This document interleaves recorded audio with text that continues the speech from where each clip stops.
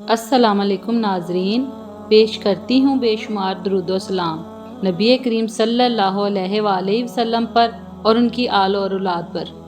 हज़रत इब्राहिम बिन अदहम रहमतुल्लाह अलैह ने जब बलख की सल्तनत को खैरबाद कहा तो उस वक़्त आपका एक बहुत छोटा सा बच्चा था, और जब उसने जवानी में अपनी वालदा से पूछा कि मेरे वालिद किधर हैं, तो वालदा ने पूरा वाक़या बयान करने के बाद बताया कि वो इस वक्त मक्का मुअज़्ज़मा में मुकीम हैं। इसके बाद लड़के ने पूरे शहर में मुनादी करा दी, जो लोग मेरे हमरा सफरे हज पर चलना चाहें, मैं उनके पूरे अखराजात बर्दाश्त करूंगा। ये मुनादी सुनकर तकरीबन 4000 अफराद चलने पर तैयार हो गए, जिनको वो लड़का अपने हमरा लेकर वालिद के दीदार की तमन्ना में काबातुल्लाह पहुंच गया। और जब उसने मशख़ैन हरम से अपने वालिद के मुतल्लक दरियाफ्त किया तो उन्होंने कहा वो तो हमारे मुर्शद हैं और इस वक्त इस नियत से जंगल में लकड़ियां लेने गए हैं कि फरोख्त करके अपने और हमारे खाने का इंतजाम करें। ये सुनते ही लड़का जंगल की तरफ चल पड़ा और एक बूढ़े को सर पर लकड़ियों का बोझ लाते देखा। लड़के ने जब आपको देखा तो आपकी मोहब्बत में वो बेताब हो गया, लेकिन बतौरे सादतमंदी खामोशी के साथ आपके पीछे बाजार पहुंच गया। और जब वहां जाकर हजरत इब्राहिम बिन अदहम ने आवाज लगाई कि कौन है जो पाकीज़ा माल के एवज पाकीज़ा माल खरीदे। ये सुनकर एक शख्स ने रोटियों के एवज में लकड़ियां खरीद ली, जिनको आपने अपने अकीदतमंदों के सामने ले जाकर रख दिया और खुद नमाज में मशगूल हो गए। आप अपने अकीदतमंदों को हमेशा ये हिदायत फरमाया करते कि कभी किसी औरत या बेरेश लड़के को नजर बरकर न देखना, और खुसूसन उस वक़्त बहुत मोहतात रहना जब अयाम हज के दौरान कसीर औरतें और लड़के जमा हो जाते हैं, और तमाम अफराद इस हदायत के पाबंद रहते हुए आपके हमरा तवाफ में शरीक रहते। लेकिन एक मरतबा हालते तवाफ ही में आपका लड़का सामने आ गया और बेसाख्ता आपकी निगाहें उस पर जम गई। और जब आप तवाफ से फारिग हुए तो आपके अकीदतमंदों ने अर्ज की कि अल्लाह आपके ऊपर रहम फरमाए, आपने जिससे बाज रहने की हमें हदायत की थी और इसमें आप खुद ही मुलवस हो गए, क्या आप इसकी वजह बयान कर सकते हैं? आपने फरमाया कि ये बात तो तुम्हारे इल्म में ही नहीं है कि जब मैंने बलग को खैरबाद कहा तो उस वक्त मेरा एक छोटा सा बच्चा था और मुझे यकीन है कि ये वही बच्चा है। फिर अगले दिन आपका एक मुरीद जब बलग के काफिले को तलाश करता हुआ वहाँ पहुँचा तो देखा कि वही लड़का अपने खेमे में एक कुर्सी पर बैठा कुरान पाक की तिलावत कर रहा है। और जब उसने आपके मुरीद से आमद का मकसद दरियाफ्त किया तो मुरीद ने सवाल किया कि आप किसके साहबजादे हैं। ये सुनते ही उस लड़के ने रोते हुए कहा कि मैंने अपने वालिद को नहीं देखा, लेकिन कल एक बूढ़े लकड़हारे को देखकर ये महसूस हुआ कि शायद यही मेरे वालिद हैं, और अगर मैं उनसे पूछगिछ करता तो अंदेशा था कि वो फरार हो जाते, क्योंकि वो घर से फरार हैं और उनका इसमें ग्रामी इब्राहिम बिन अदहम है। ये सुनकर मरीद ने कहा, चलिए मैं आपकी उनसे मुलाकात करवाता हूँ, और अपने हमरा आपकी बीवी और लड़के को लेकर बैतुल्लाह में दाखिल हो गया। और जिस वक्त बीवी और बच्चे पर आपकी नजर पड़ी तो आप अपने बेटे को लिपट गए और रोते रोते बेहोश हो गए। और होश में आने के बाद जब हजरत इब्राहिम अदहम ने पूछा कि तुम्हारा दीन क्या है, तो लड़के ने जवाब दिया इस्लाम। फिर पूछा कि तुमने कुरान पाक पढ़ा है, तो लड़के ने कहा कि जी हाँ। फिर पूछा कि इसके अलावा और भी कुछ तालीम हासिल की है, लड़के ने कहा कि जी हाँ। ये सुनकर फरमाया कि अल्हम्दुलिल्लाह।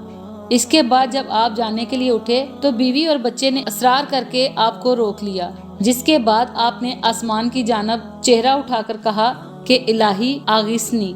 ये कहते ही आपके साहबजादे जमीन पर गिर पड़े और फौत हो गए। और जब अकीदतमंदों ने सबब दरियाफ्त किया तो फरमाया, जब मैं बच्चे से हम आगोश हुआ और उसकी मोहब्बत से बेताब हो गया, और उसी वक्त ये निदा आई कि हमसे दोस्ती के दावे के बाद भी दूसरों को दोस्त रखता है।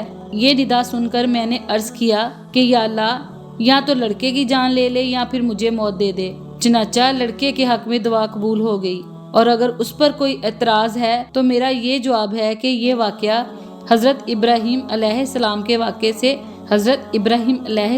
वाक़े से ज़्यादा तहरीर खेज नहीं, क्योंकि उन्होंने भी तामील हुक्म में अपने बेटे को कुर्बान कर देने की ठान ली थी।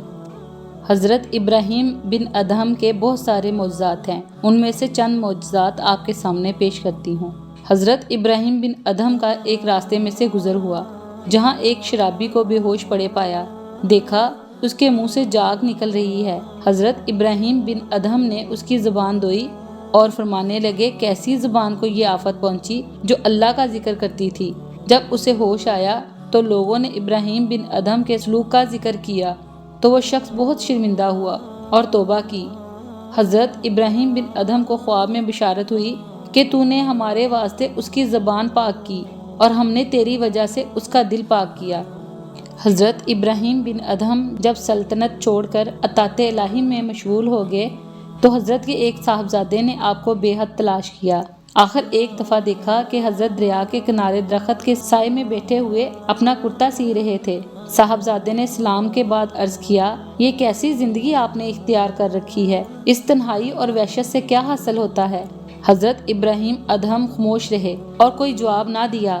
جب شہزادے نے دیکھا کہ آپ خاموش رہے اور کوئی جواب نہ دیا تو اس نے غصے سے سوئی حضرت کے ہاتھ سے لے کر دریا میں پھینک دی اور کہا، یا تو آپ مجھے سوئی نکال کر دکھائیں یا پھر گھر چل کر سلطنت سنبھالیں۔ حضرت نے فرمایا، بیٹا سوئی اب کس طرح نکل سکتی ہے؟ لیکن جب شہزادہ کسی طرح راضی نہ ہوا تو حضرت نے مچھلیوں کو سوئی لانے کا حکم دیا۔ شہزادے نے دیکھا کہ مچھلیاں ہزاروں سوئیاں منہ میں لے کر حاضر ہو گئی۔ اس نے کہا کہ میں تو وہی سوئی چاہتا ہوں جو میں نے پھینکی ہے۔ اتنے میں ایک بہت بڑی مچھلی نمودار ہوئی اور کہا کہ میں اس سوئی کو حضرت خضر کے لیے بطور تبرک لیے جا رہی ہوں، حضرت کے احترام میں واپس لائی ہوں۔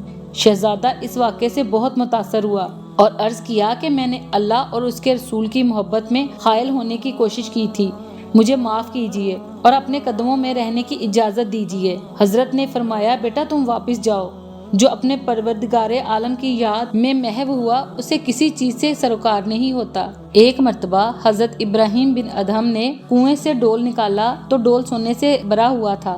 آپ نے اسے پھینک کر ڈول پھر ڈالا تو چاندی سے بھرا ہوا نکلا اور تیسری مرتبہ موتیوں سے۔